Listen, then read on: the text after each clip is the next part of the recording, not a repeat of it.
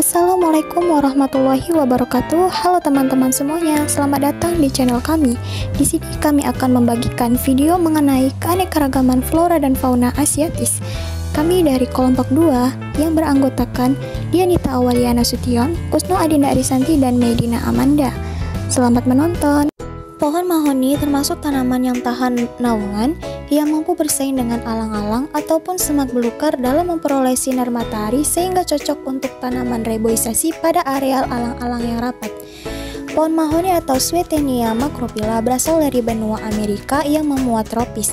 Pertama kali masuk ke Indonesia, ditanam di Kebun Raya Bogor pada tahun 1872. Mahoni adalah tumbuhan tropis yang tumbuh liar di hutan jati, pinggir pantai, dan banyak ditanam di pinggir jalan atau di lingkungan rumah dan halaman perkantoran sebagai tanaman peneduh. Saat ini populasi pohon mahoni masih sangat tinggi dan mudah ditemukan. Oleh karena itu, pohon mahoni masih belum termasuk ke dalam kategori pohon langka dan tidak masuk ke dalam IUCN Red List of Threatened Species. Pohon meranti. Meranti adalah anggota dari suku Dipterocarpaceae yang terdiri dari pohon-pohon besar yang menjadi penyusun utama sebagian besar hutan tropika basah pada kawasan dataran rendah tropis Asia. Jenis meranti yang pertama ada meranti kuning. Meranti kuning ini sebarannya meliputi daerah Aceh, Sumatera Barat, Sumatera Utara, Sumatera Selatan, Jambi, Riau, dan seluruh Kalimantan. Kemudian ada meranti merah. Pohon meranti merah terdiri dari 22 jenis spesies. Sebaran pada meranti merah ini ada di Sumatera, Kalimantan, dan Maluku. Kemudian ada meranti putih. Jenis meranti putih ini dihasilkan oleh spesies Sorea asamica yang tersebarannya di daerah Sumatera, Kalimantan, Sulawesi, dan Maluku. Meranti terancam punah karena potensi manfaat yang dimiliki meranti membuatnya banyak diburu. Ancaman lingkungan berupa ilegal logging dan kebakaran hutan menjadikan beberapa spesies suku ini masuk ke dalam daftar internasional Union for the Conservation of Nature and Natural Resources atau UICN Red List. Pohon majegau. Majegau merupakan kekayaan hayati khas Pulau Bali, berbeda dengan burung jalak Bali yang sudah banyak dikenal. Tidak banyak yang tahu bahwa pohon majegau adalah flora identitas Provinsi Bali. Tanaman ini memiliki nama ilmiah Disocilum densiflorum. Ia termasuk dalam keluarga Meliaceae, berkerabat dengan tanaman mahoni. Setiap daerah memiliki sebutan yang berbeda-beda untuk majegau. Di Sunda disebut dengan pinggu, di Jawa disebut dengan cembaga, di Madura disebut dengan keru, dan di Minahasa disebut dengan tumbawarendai. Majegau mempunyai batang yang keras dan awet. Di Bali, kayu majegau digunakan dalam upacara adat karena wanginya yang harum. Keberadaan majegau sudah sangat langka di dalam hutan karena pencurian dan illegal logging. Pohon kamfer atau Dryobalanops camphora yang merupakan tumbuhan khas Nusantara telah menjadi primadona masyarakat Eropa dan Timur Tengah.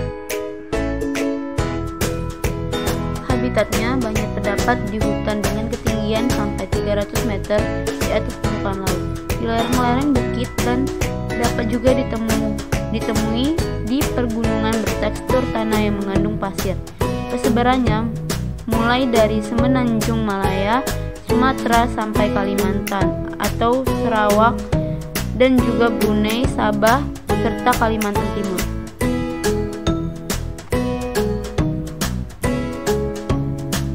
Bunga asar atau yang memiliki nama latin yaitu Mirabilis jalapael merupakan tanaman yang berasal dari Meksiko. Meski begitu, bunga ini dikenal juga sebagai bunga pukul 4 dan menjadi flora identitas dari Provinsi Lampung. Bunga Mirabilis ini bisa tumbuh di daratan rendah dengan ketinggian hingga 1200 meter dpl. Selanjutnya ada tumbuhan Gandaria. Gandaria di Indonesia memiliki persebaran yang sempit. Kini hanya dapat ditemui di Pulau Sumatera, sebagian Jawa, Maluku, Kalimantan Selatan, Sulawesi Selatan, dan Sulawesi Utara serta Papua. Tumbuhan ini di hutan-hutan atau ditanam di desa-desa sebagai tanaman buah. Tumbuhan ini dapat tumbuh dengan baik dari ketinggian 5-800 mdpl. Kemudian memiliki kemiripan dengan kolang-kaling. Hanya saja ukurannya sedikit lebih besar. Buah ini memiliki tekstur lunak, bening, dan tinggi kandungan air. Buah lontar atau yang nama latinnya Borassus flabellifer berasal dari anak benua India dan Asia Tenggara. Akan tetapi, pada perkembangannya, buah lontar dilaporkan melalui proses naturalisasi di Socotra dan bagian dari Cina. Di negara Indonesia, lontar Borassus flabellifer dapat tumbuh di bagian timur Pulau Jawa, Madura, Bali, Nusa Tenggara Barat, dan Nusa Tenggara Timur. Di Nusa Tenggara Timur merupakan daerah sebaran alami lontar, yaitu tepatnya di Pulau Timur, Flores, Sumba, Sabu, Rote, dan pulau-pulau lainnya. Selanjutnya ada bunga sedap malam, adalah tumbuhan hijau abadi dari suku Asmat. Minyak dari bunga ini digunakan dalam pembuatan parfum. Nama tuberosa menunjukkan bahwa tumbuhan ini memiliki umbi. Saat ini dikenal sekitar 12 spesies dari genus Polyanthus atau bunga sedap malam bisa mekar di malam hari. Nama ilmiahnya adalah Polyanthus tuberosa dari famili Agaceae, divisinya Magnoliophyta, kelasnya Liliopsida, ordonya Ordo Asparagales, dan spesiesnya P. tuberosa. Bunga ini diperkirakan berasal dari Meksiko dan dibawa masuk ke Indonesia sejak masuknya bangsa Eropa dan Tiongkok ke Indonesia. Biasanya, bunga ini mekar dan menebarkan aroma wangi yang khas pada malam hari. Nah, dari sinilah orang Indonesia menyebut bunga ini dengan sebutan bunga sedap malam, dan sekarang ada di daerah Pasuruan, Jawa Timur. Kemudian ada buah kepel atau Sclerocarpus burahol. Adalah tanaman yang diyakini sebagai salah satu jenis tanaman buah asli dari Indonesia karena memiliki persebaran alami di Indonesia, terutama di Pulau Jawa, khususnya di daerah istimewa Yogyakarta. Kepel memiliki ciri khas, buahnya menempel pada batang pohon, tidak seperti buah lainnya. Buah kepel mengandung banyak serat dan vitamin C yang baik untuk pencernaan dan meningkatkan daya tahan tubuh. Ajang kelincung adalah tumbuhan yang berasal dari Nusa Tenggara Barat, tepatnya di Lombok dan di Pulau Sumbawa. Untuk persebaran ajang kelincung hampir di seluruh pulau yang ada di Indonesia, di antaranya melalui Pulau Sumatera, Jawa, Kalimantan, Sulawesi, dan Papua. Ajang kelincung adalah nama sejenis pohon kerabat kayu hitam anggota suku Ebanceae. Pohon ini merupakan tumbuhan khas Indonesia, khususnya Nusa Tenggara Barat. Ajang kelincung di daerah NTB dikenal dengan sebutan kayu kelincung. Meskipun buah ajang kelincung dapat dikonsumsi, tetapi pemanfaatan tanaman ini lebih kepada kayunya yang berkualitas baik. Kegunaan kayu hitam ini sebagai bahan pembuat perabot rumah tangga, bahan jembatan, bahan bangunan, kapal, patung, ukiran kerajinan tangan, hingga vinir. Eksploitasi tumbuhan bernilai ekonomis tinggi ini membuat ajang kelincung menjadi tumbuhan yang terancam kelestariannya. Selain karena penebangan secara liar, ajang kelincung juga terancam punah karena pertumbuhannya itu relatif lambat dibandingkan jenis kayu yang lain. Adapun fauna asiatis, gajah Sumatera atau Elephas maximus sumatranus adalah subspesies dari gajah Asia yang hanya berhabitat di Pulau Sumatera. Gajah Sumatera berpostur lebih kecil daripada subspesies gajah India. Populasinya semakin menurun dan menjadi spesies yang sangat terancam, sekitar 2.000 sampai 2.700 ekor gajah Sumatera yang tersisa di alam liar berdasarkan survei pada tahun 2000. Gajah Sumatera merupakan mamalia terbesar di Indonesia yang beratnya mencapai 6 ton dan tumbuh setinggi 3,5 meter pada bahu. Herbivora raksasa ini sangat cerdas dan memiliki otak yang lebih besar dibandingkan dengan mamalia darat lain. Telinga yang cukup besar membantu gajah mendengar dengan baik dan membantu mengurangi panas tubuh. Belalainya digunakan untuk mendapatkan makanan dan air dengan cara memegang atau menggenggam bagian ujung yang digunakan seperti jari untuk meraup. Cara untuk melindungi gajah adalah merawatnya di kebun binatang atau taman konservasi oleh pemerintah. Beonias. Beonias atau Grassula robusta adalah sejenis burung anggota famili Sturnidae, jalak dan kerabatnya yang hanya dapat ditemukan di Pulau Nias, Sumatera Utara, Indonesia. Habitat alaminya yaitu hidup di hutan-hutan basah, terutama di bukit-bukit dataran rendah sampai dengan dataran tinggi, 1000 sampai 2000 di atas permukaan laut. Burung ini merupakan fauna endemik dari daerah Nias yang dikenal dengan nama Magiau.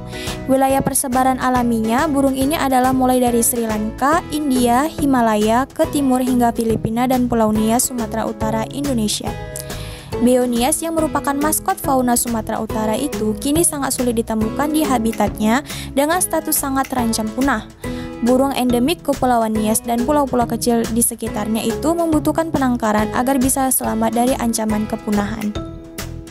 Jalak Bali atau Leucopsar rothschildi adalah jenis burung pengicau berukuran sedang dengan panjang lebih kurang 25 cm dari suku Sturnidae. Ia turut dikenali sebagai curi ketimbang jalak. Jalak Bali hanya ditemukan di hutan bagian barat Pulau Bali dan merupakan hewan endemik Indonesia. Burung ini juga merupakan satu-satunya spesies endemik Bali dan pada tahun 1991 dinobatkan sebagai lambang fauna Provinsi Bali. Jalak Bali menyukai habitat hutan bakau, hutan rawa, hutan musim dataran rendah, dan daerah savana. Penyebaran jalak Bali secara alami hanya terdapat di Taman Nasional Bali Barat atau TNBB. Selain itu, penyebaran jalak Bali terdapat di daerah Tegal Bundar, Lambung Merah, Batu Gondang, Rapat Agun, Batu Licin, dan Teluk Brumbun. Jalak Bali terancam punah akibat adanya perburuan liar untuk perdagangan ilegal karena harganya yang tergolong fantasi mencapai puluhan juta untuk satu ekor. Tidak hanya perburuan liar, kerusakan ekosistem akibat ulah manusia juga menjadi salah satu faktor turunnya populasi jalak Bali di alam liar. Badak bercula satu atau Rhinoceros sondaicus, juga disebut badak Sunda atau badak sumbu, merupakan salah satu dari 5 spesies badak yang masih hidup. Badak ini memiliki genus yang sama dengan badak India dan memiliki kulit yang menyerupai baju zirah dengan pola mosaik. Namun ukurannya lebih kecil dari badak India, lebih mirip dengan badak hitam dari genus Dicerus. Badak bercula satu dulunya dapat ditemukan di banyak daerah di Asia Tenggara termasuk Jawa, Sumatera, India, dan Cina. Namun spesies ini sekarang terancam punah dan hanya memiliki satu populasi pembohong yang diketahui di alam. Tanpa individu di penangkaran, hanya ada sekitar 74 ekor badak ini di Taman Nasional Ujung Kulon di Indonesia, menjadikannya mamalia besar paling langka di dunia. Badak bercula satu dapat hidup hingga 30-45 tahun di habitat aslinya. Mereka biasa tinggal di hutan hujan dataran rendah, padang rumput basah, dan dataran banjir yang luas. Bekantan atau nama ilmiahnya Nassalis lavartus adalah jenis monyet berhidung panjang dengan rambut berwarna coklat kemerahan dan merupakan satu dari 2 spesies dalam genus Nassalis. Bekantan merupakan hewan endemik Pulau Kalimantan yang tersebar di hutan bakau, rawa, dan hutan pantai. Ciri utama yang membedakan bekantan dari monyet lainnya adalah hidung panjang besar yang hanya ditemukan di pesisir selatan. Bekantan merupakan fauna identitas Provinsi Kalimantan Selatan. Hewan ini dikenal dengan berbagai nama, misalnya proboscis mangkai atau longnosid mangkai dalam bahasa Inggris. Berdasarkan penangkapan liar yang terus berlanjut, hilangnya hutan dan keterbatasan habitatnya, bekantan ditempatkan dalam status terancam punah di dalam daftar merah UICN. Spesies ini dilindungi baik oleh pemerintah atau organisasi dunia. Badak dengkur adalah burung Tanidae besar tak terbang dan merupakan satu-satunya anggota dari genus Armidopsis. Burung ini endemik di Indonesia dan hanya ditemukan di vegetasi yang lebat di daerah basah di Pulau Sulawesi dan Pulau Buton. Nama ilmiahnya Aremidopsis palateni, klasifikasi yang lebih tinggi Aremidopsis. Kemudian filmnya Chordata, kerajaannya Animalia, dan menurut data UICN Red List, mandar dengkur termasuk fauna yang berstatus vulnerable atau rentan. Jadi sebuah keharusan bagi kita untuk menjaga kelangsungan hidupnya. Badak dengkur merupakan spesies endemik Indonesia yang jarang ditemukan dan terdistribusi di hutan dataran rendah dan hutan perbukitan di bagian utara, tengah utara, dan tenggara Sulawesi. Populasi lain ditemukan di Pulau Buton pada tahun 1995. Habitat khas ini adalah vegetasi lebat di daerah basah. Selanjutnya ada kakap merah darah atau Luncanus sanguineus. Adalah sejenis ikan kakap merah yang berasal dari perairan India Barat. Ikan ini menyebar sepanjang pesisir timur Afrika, lalu menuju Laut Merah, Teluk Persia, dan Laut Arab. ikan bambangan atau Lutjanus malabrigus yang tersebar di daerah Indo-Pasifik kadang dikelirukan sebagai ikan. Hewan ini merupakan fauna identitas dari Provinsi Kepulauan Riau. Kerajaannya Animalia, filumnya Chordata, kelasnya Actinoneptri, ordonya Lutjaniformes, familinya Lutjani, genusnya Lutjanus, spesiesnya Lutjanus sanguinis. Elang bondol di Indonesia sebenarnya terdapat pada Provinsi Sumatera, Kalimantan, Jawa, Bali, Sulawesi, Nusa Tenggara, Maluku, hingga Papua. Sedangkan di Indonesia dan India, elang tersebut dapat ditemukan di daerah pedalaman. Di Provinsi Kalimantan sendiri, elang bondol dapat ditemui di Kapuas Hulu, Kalimantan Barat. Selanjutnya ada orangutan. Habitat orangutan ialah terdapat di hutan-hutan tropis, terutama di lembah-lembah sungai. Di masa lalu atau zaman dahulu, orangutan banyak tersebar di Pulau Sumatera, bahkan hingga seluruh bagian Pulau Sumatera dan sebagian Pulau Jawa. Namun kini hanya dapat ditemukan di bagian utara Pulau Sumatera, yaitu Aceh dan Sumatera Utara. Selanjutnya ada burung perkutut. Perkutut memiliki persebaran di Filipina, Semenanjung Malaysia. Sedangkan di negara Indonesia, persebarannya terdapat pada Provinsi Sumatera, Kalimantan, Sulawesi, Jawa, Bali, dan Lombok. Berikut tadi merupakan pemaparan materi singkat kami mengenai keanekaragaman flora dan fauna asiatis. Semoga dapat bermanfaat bagi teman-teman sekalian yang dapat menontonnya. Kami dari kelompok 2 pamit undur diri. Assalamualaikum warahmatullahi wabarakatuh.